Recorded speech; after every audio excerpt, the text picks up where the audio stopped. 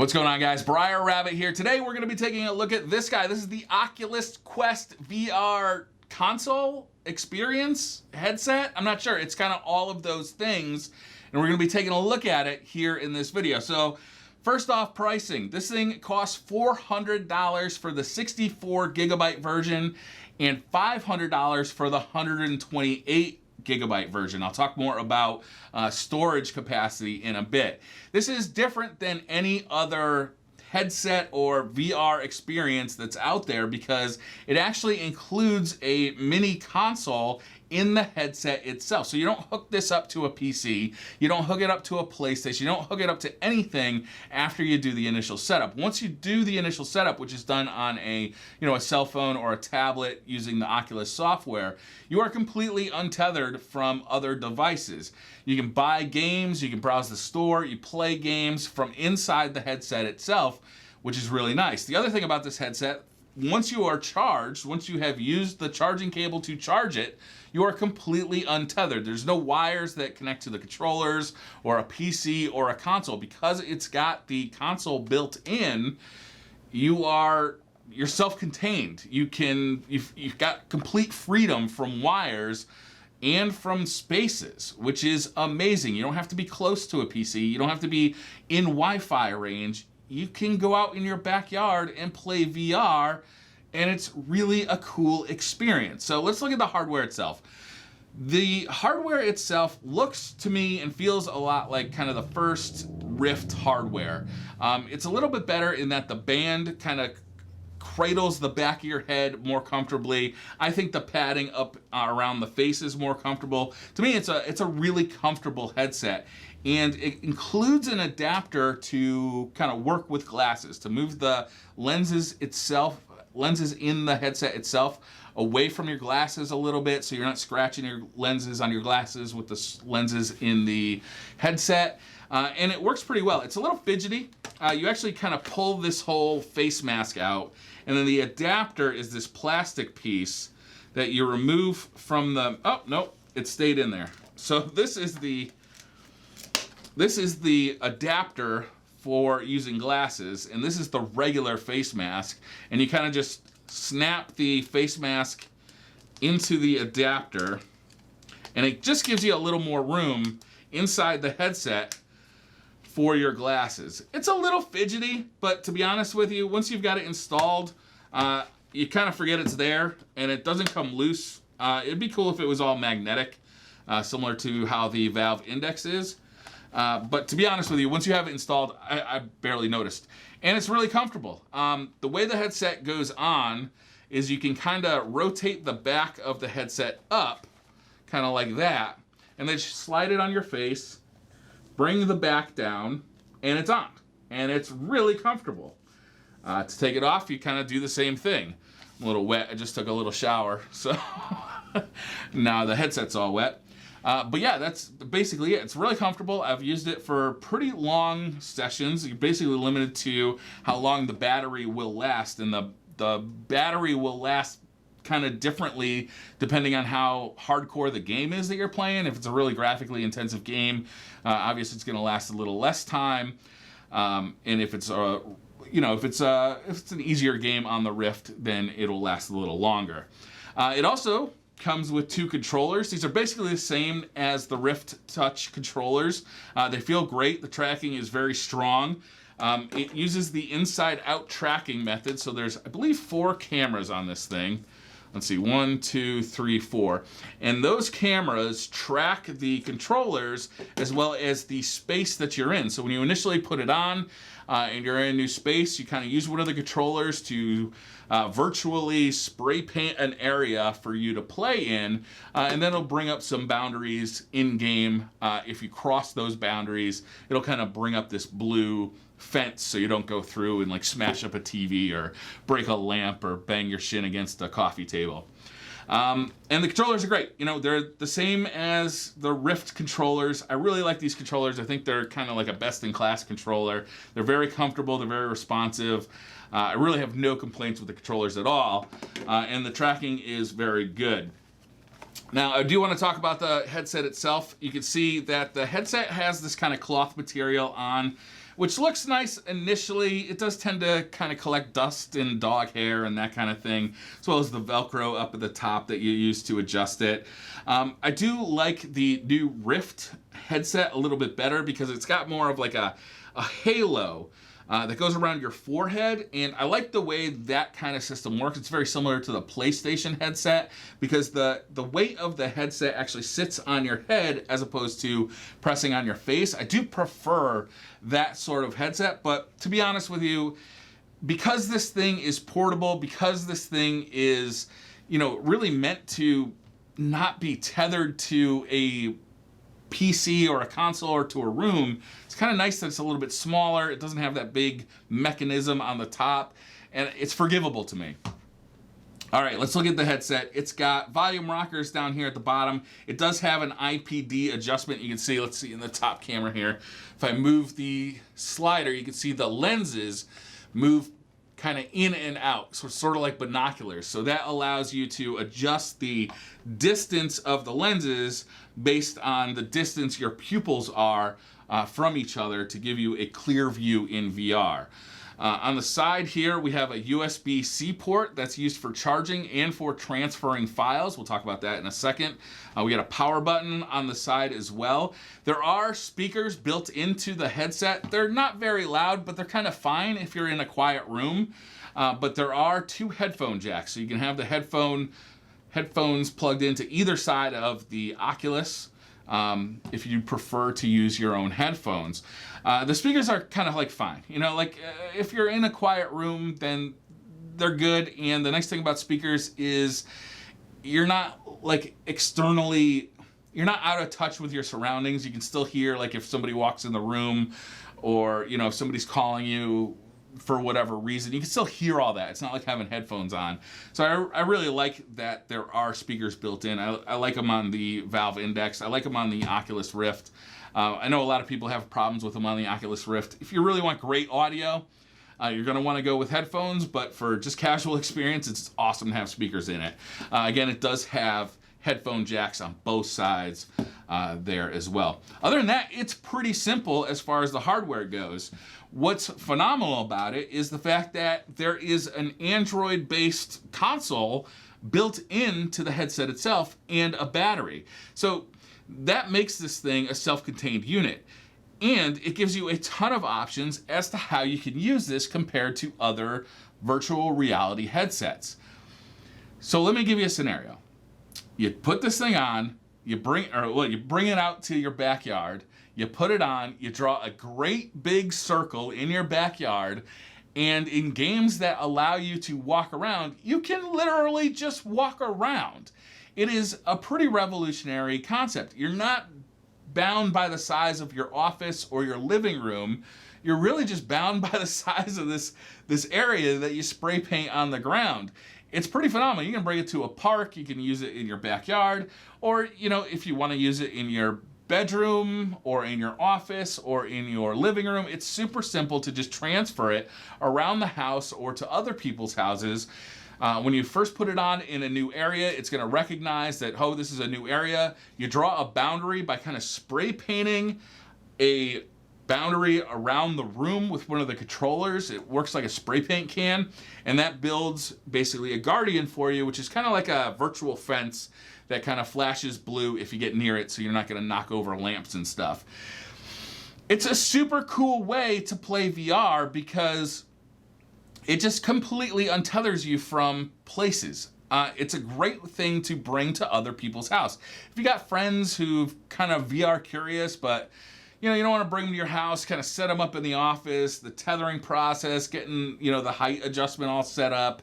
This is like, here, put this on, grab these controllers, go. Here's a game to play. Here's Robo Recall. Here's Beat Saber. Just go. It's got its own store as well. Once you're actually in the headset, you can access the store, or you can do it from a mobile device like a phone or a tablet, and you can actually load games onto your device through the tablet. It works pretty well. It's very easy to do. The games are graphically downgraded versions of other games you've seen on the Oculus store. So If you're playing Robo Recall on a Rift on a high-end PC, it's obviously going to look better than if you're playing it on a Quest with, an Android phone Snapdragon processor. But like, to me, it's not a deal breaker. The 70 FPS. Okay, so the headset runs at 70 frames per second. The previous version of the Vive and the Oculus ran at 90 FPS. The newer version of the the Oculus runs at 80 FPS. I couldn't see a difference between 80 and 90 FPS, to be honest with you. 70 FPS is pushing it. If you have any frame hiccups at all at 70 FPS, it is definitely noticeable. I'd love to see, if they do a next version of this, I'd love to see them bump the frame rate up to 90 FPS and possibly get a bigger battery in here as well, because the battery does limit you somewhat if you are playing a lot of VR, but it does charge pretty fast as well. Inside the box, you also get a USB-C cable that's actually relatively long, but definitely not long enough that you want to be playing with it plugged in and charging. And you also get one of these kind of power bricks that's USB-C as well. The nice thing about having this disconnected from the power brick is that you can use it to charge, or you can plug it into your PC and transfer video files off of the Oculus Quest onto your PC, so you can actually record gameplay on the Oculus using an in-console menu, and you can share that video with friends or on YouTube or however you want to do. And it works pretty well. Okay, so to be honest, I had about a 50% success rate with this. I'm not sure what the deal is. I'm not sure if I was low on storage or if it's just early software that needs a little more development time. But I tried to record a couple of games, and one of the games failed. It said it recorded. There's a file when I look at it that is a recording, but it's a corrupt recording. It can't be read by PC. It can't be read by Oculus. So, I got Robo Recall footage that I could show you, but I don't have Darth Vader Immortal, or Star Wars Vader Immortal footage, even though I recorded it, because, frankly, it just failed. And that's a bummer. Hopefully they can fix that with software updates in the future.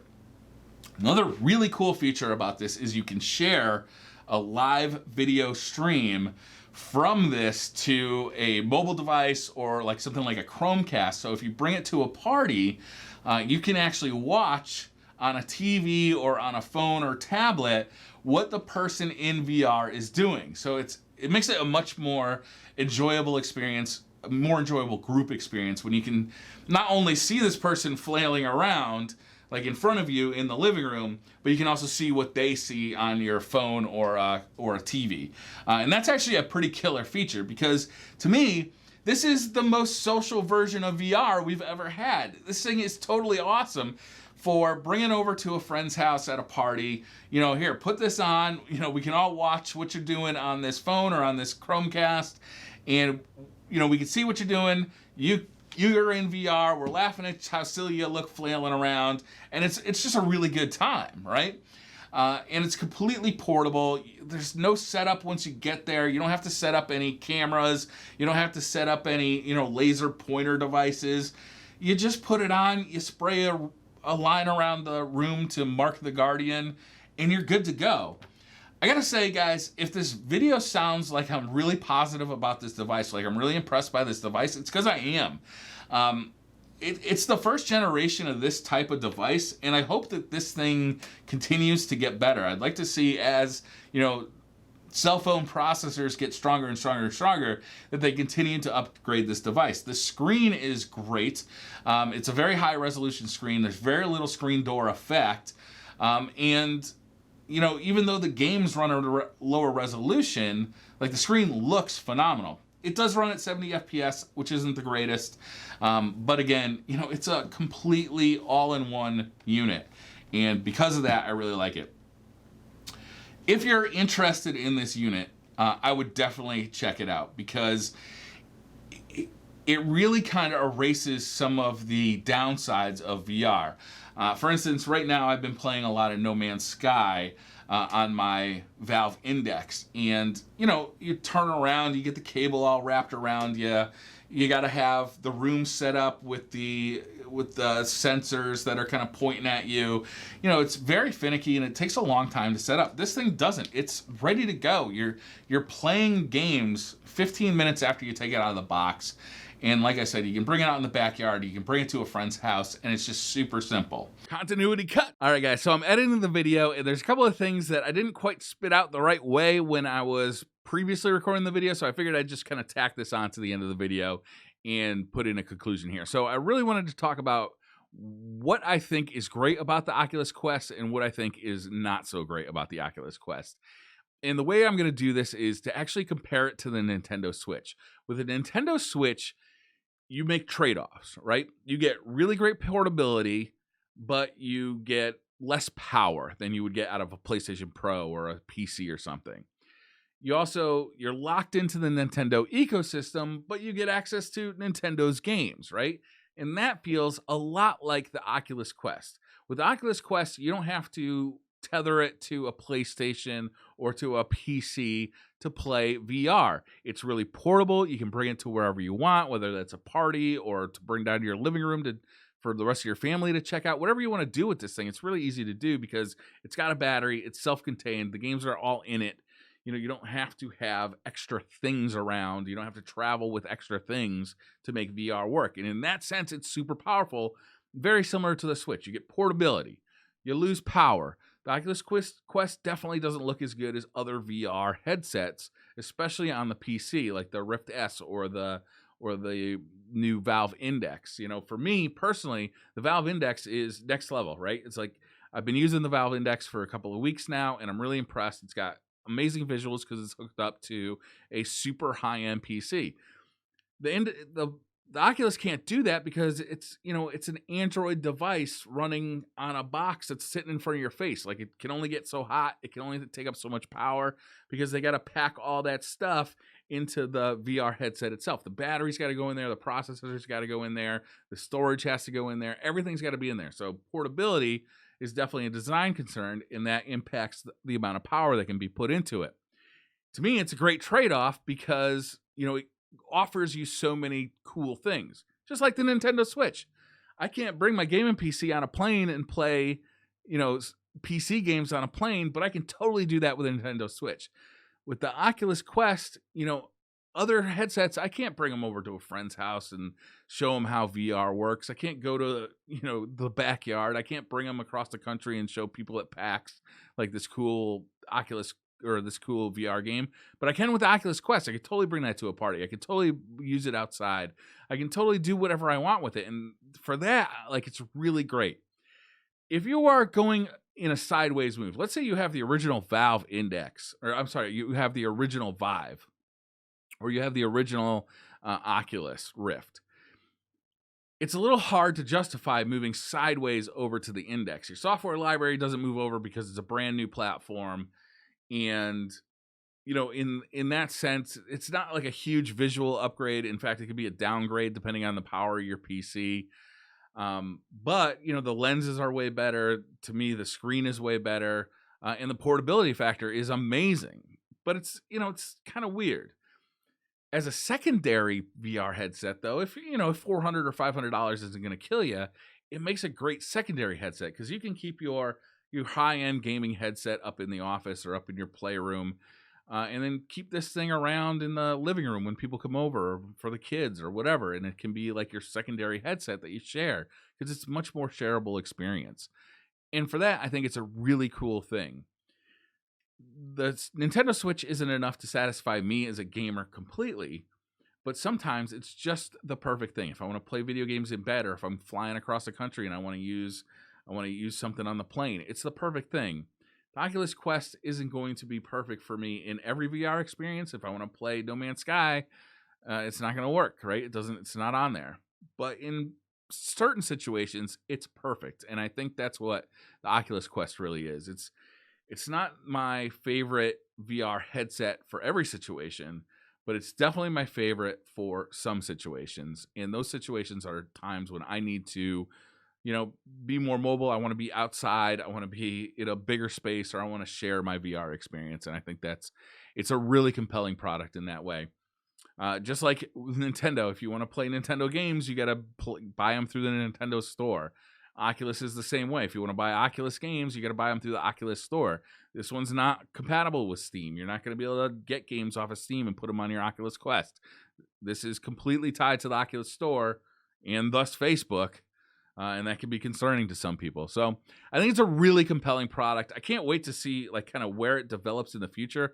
I wonder if other companies will decide to go this route as well, because it really is, it's a compelling way to experience VR without any tethers, without any extra equipment, to just, you know, literally turn it on and go is a super fantastic way to experience VR.